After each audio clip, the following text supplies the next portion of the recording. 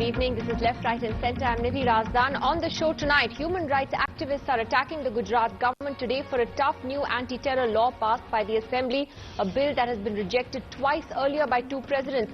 Will President Pranab Mukherjee sign it now? That's the big question. Should police confessions and phone taps be admissible evidence? Is this new anti-terror law draconian or much needed in these times? Later in the program, we'll be joined by actor Kalki Koechlin and filmmaker Shonali Bose on their award-winning film Margarita with a Straw, which is about to be released in India, as they talk about sexuality, censorship and more.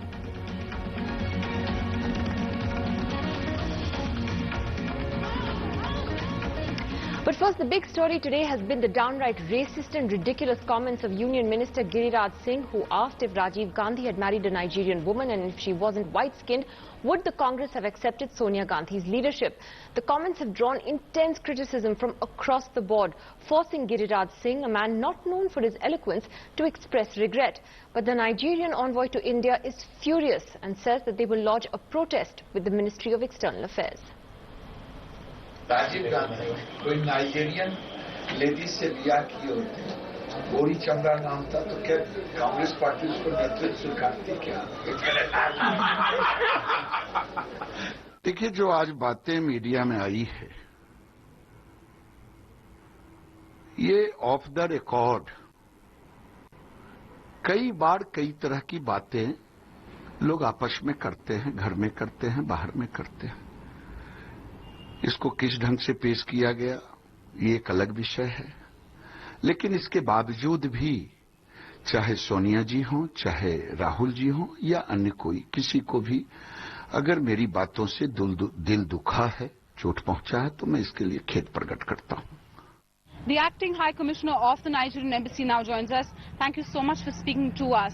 The comments, you've heard them coming from a minister, certainly something that you feel completely is deplorable. Yes. You know, we have great admiration for India. We have great respect for India. And we've had a long and standing bilateral relations between our two countries. Right. India and Nigeria represent two big countries. Comments coming from a minister that the minister will be very, very circumspect in making certain comments, Right. and trying to ascribe to a people certain remarks.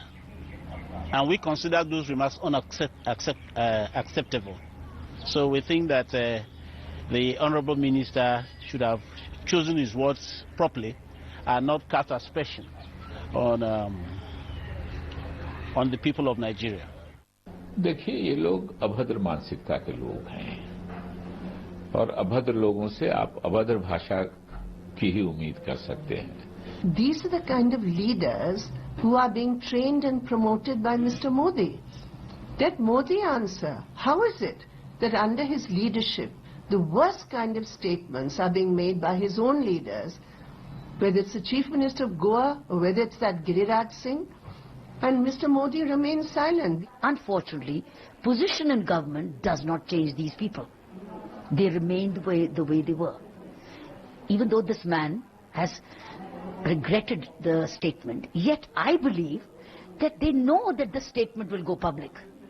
Are they looking for negative publicity? Are they addressing any political vote bank? Well, we'll be having much more on that story later on the news channel. But the big story that we're focusing on tonight is a new anti-terror law that was passed by the Gujarat Assembly on Tuesday that has drawn strong criticism from human rights activists who say it's draconian and open to misuse. The same bill was brought in by then Chief Minister Narendra Modi, was rejected twice earlier by former Presidents Kalam and Pratibha Patil on the grounds that it was way too harsh.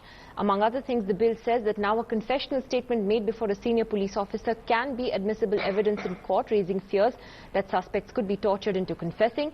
The police remand period will be increased from 15 to 30 days. The period for filing a charge sheet has also been increased substantially from 90 to 180 days, which could subject a suspect to immense harassment in the interim. Also, telephonic intercepts can be used as evidence And the new bill also makes it much more difficult for suspects to get bail. The question then is whether President Pranab Mukherjee is going to do what his predecessors did and return this bill, or whether he is going to sign it into law. Well, joining us on the program tonight is BJP spokesperson and senior lawyer Aman Sinha. Here in the studio with us, senior advocate of the Supreme Court Sanjay Hegde. We've got Jaiveer Shergill, spokesperson of the Congress Party. Kavita Srivastav of PUCL joins us tonight from Jaipur. Prakash Singh, former DGP, joins us tonight, and Mr. M.M. Mehta, the former police commissioner of Ahmedabad. Let me ask those who would perhaps have the most expertise. Mr. Prakash Singh, to you first, sir. You've heard what the important provisions of this bill are. Do you believe that this is going to be open to misuse by the police, or that this is something that is needed to fight organized crime and terror? Look, Nidhi, we have to first remember that we are entering a very critical phase in our political history. I mean, apart from the threat from transnational terrorist groups operating from Pakistan, now the Al-Qaeda has entered the fray. The Islamic State has about 1,000 followers in the country, and the country, if we do not take adequate steps in advance, we are going to enter a very horrendous phase of terrorism. So I think Gujarat, what they have done is an appropriate step, a timely step. Secondly, you repeatedly mentioned that the Gujarat bill was earlier turned down by President Kalam and also by President Patil. But you did not sort of throw light on the background in which the act was not approved by the president. You see, at that time when Narendra Modi was the chief minister of Gujarat state, and the UPA government was just not interested in giving him more powers to deal with terrorists or the organized crime. They were always trying to corner Narendra Modi. And so the refusal of the president to approve the Gujarat bills earlier was purely on political grounds. At one point it was the NDA that was in power at the centre when this bill was returned, and the specific reasons why these presidents returned it, one of them cited the telephonic intercepts as being problematic, and the other the confession before the police as being problematic. So it was both under the UPA and the NDA under Mr. Vajpayee that this happened, Mr. Singh. Well, but I think it was always political, and you see, the telephonic intercepts are a very vital piece of evidence. They are being used in most of the Western countries to nail the accused, and there is so much of electronic information which is floating between terrorist groups. Are we going to not going to use that against the terrorists? I think that's a very useful piece of evidence.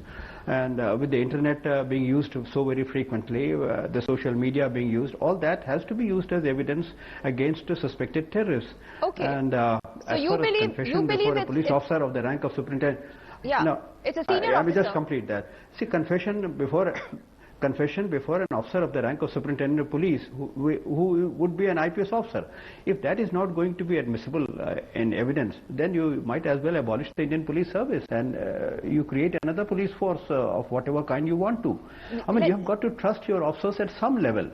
Okay, you will trust an uneducated person who gets elected to the parliament, but you will not trust a highly educated person who well, unfortunately, many senior Gujarat police officers have not covered themselves in the greatest glory in recent years, and I think that is also part of the problem. Or in other states as well, but in Gujarat in particular. Many politicians.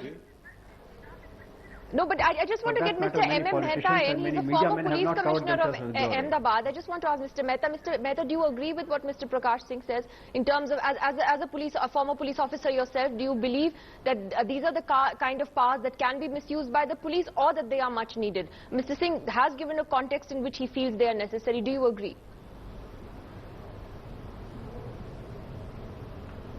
I do agree with Mr. Prakash Singh, and I feel that the need of the hour is that we should have strong laws to deal with terrorism and organized crime. And Gujarat being a border state with a long coastline and porous border, and the neighboring country has definite designs as far as Gujarat is concerned, for the reason that Gujarat is progressing very fast, and secondly, the 2002 riots which took place in Gujarat, they are not going to pardon the Gujarat, the people of Gujarat, or even the Prime Minister of India, who was earlier. terrorist groups resorting to new electronic devices.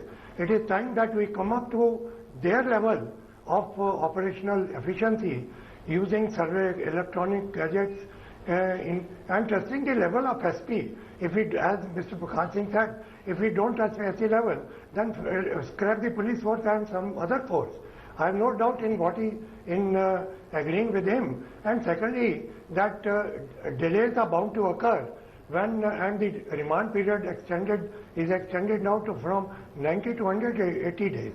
And SP is to be believed, remand period is to be extended, and the use of electronic devices, we can get the best of devices available in the world. So both the police officers face the both of you feel it's a very needed law. You both feel it's much needed. I'll just take that question to Sanjay Hegde before I get the politicians in.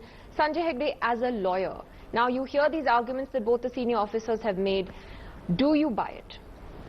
Well, you see, both the police officers sort of instinctively have stated the very reasons what make an independent judiciary distrust the faith that the police have in tough measures. Why is it that the ordinary law, a confession to a policeman is not admissible? You need a confession to be before a magistrate, because we know from this in this country that a policeman essentially thinks that maintaining law and order is a matter of using the big stick. The bigger the stick you give the policeman, the bigger the misuse. And these laws have been upheld by the Supreme Court in different circumstances altogether. Tada was upheld in the background of Punjab terrorism. In Gujarat, for instance, after the Akshardham incident, I can't think of any one single major incident of terrorism which has occurred in Gujarat.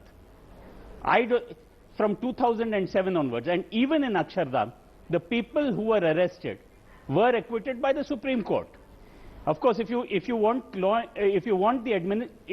India to become a police state, you might as well hand over everything to the policeman. Whatever is said before a senior policeman, believe the policeman.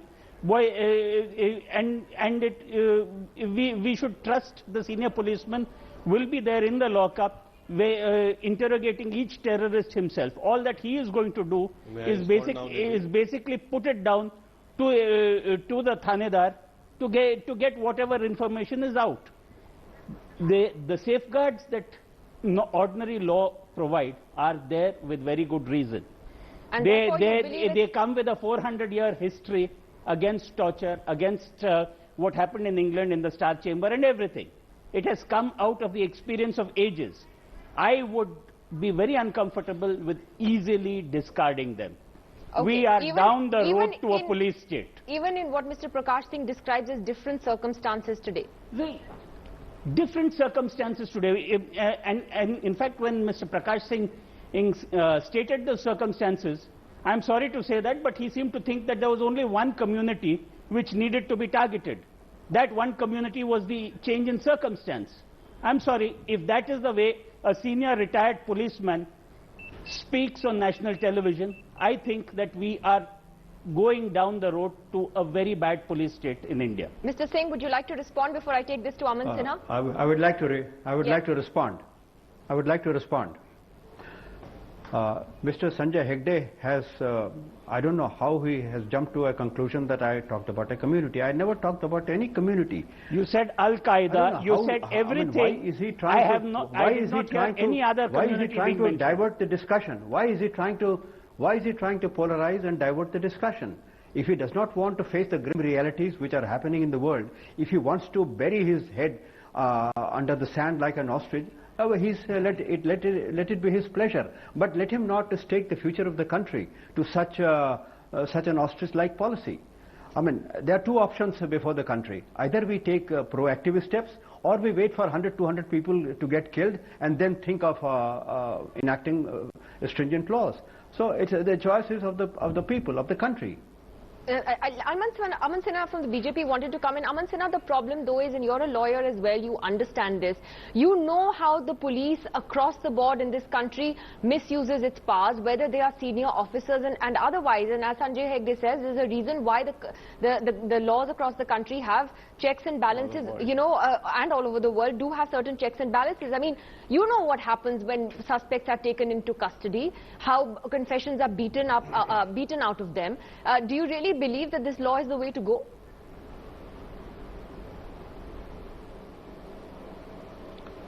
Nidhi, India is the prime target of terrorists and organized crime syndicates all over the world. And we need tough laws in order to, you know, face the grim realities, geopolitical realities which are prevailing all over the world. And we need to empower ourselves with these tough laws. Now, as far as the question of legality and veracity of these laws are concerned, they have all been put to judicial scrutiny before the Supreme Court of India. In a series of cases, in a catena of judgments, the Supreme Court has upheld their validity, whether it is with respect to, you know, confessions, whether it is with respect to the period of obtaining bail, whether it is with respect to, you know, right to privacy, etc. All these questions have been examined in detail, and Supreme Court has upheld their validity. Makoka, which has identical provisions, Supreme Court has looked into it, and you know, after, you know, considering all possible arguments which are being given on the panel also today, they have said that they are not against the virus of the Constitution. They have upheld the validity. Thereafter, I do not see any reason for anybody sitting over judgment of Supreme Court and opining their own independent view. That is not going to count for much. Now, let me also say that Makoka, which was passed in 1999 by the Congress